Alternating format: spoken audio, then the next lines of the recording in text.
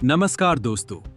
आज हम बात करेंगे एक ऐसे मुद्दे पर जो ग्लोबल पॉलिटिक्स में तेजी से चर्चा का विषय बन चुका है। इंडिया और अमेरिका की दोस्ती क्या सच में कमजोर हो रही है या फिर ये सिर्फ स्ट्रेटेजिक डिफरेंसेस का एक दौर है? आइए डिटेल में समझते हैं। पिछले कुछ सालों में इंडिया और अमेरिका के रिलेशंस काफी स्ट्रांग रहे हैं, चाहे डिफेंस डील्स हो, टेक्नोलॉजी पार्टनरशिप हो या इंडो पैसिफिक स्ट्रैटेजी।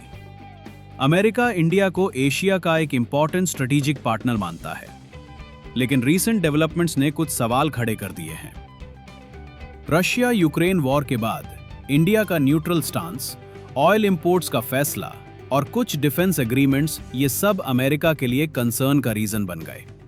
इसके अलावा ट्रेड इश्यूज, वीजा पॉलिसीज और ह्यूमन राइट्स पर स्टेटमेंट्स ने भी रिलेशंस में थोड़ी टेंशन पैदा की है।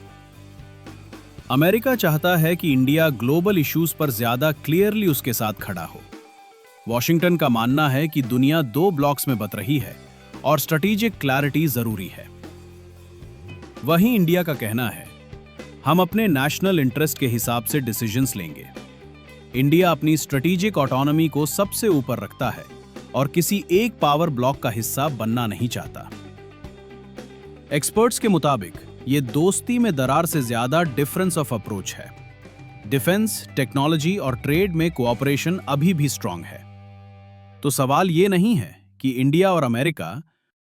नमस्कार दोस्तों, आज हम बात करेंगे एक ऐसे मुद्दे पर जो ग्लोबल पॉलिटिक्स में तेजी से चर्चा का विषय बन चुका है।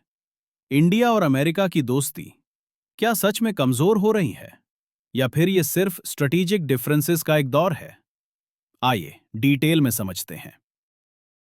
पिछले कुछ सालों में इंडिया और अमेरिका के रिलेशंस काफी स्ट्रांग रहे हैं, चाहे डिफेंस डील्स हो, टेक्नोलॉजी पार्टनरशिप हो या इंडो पैसिफिक स्ट्रैटेजी।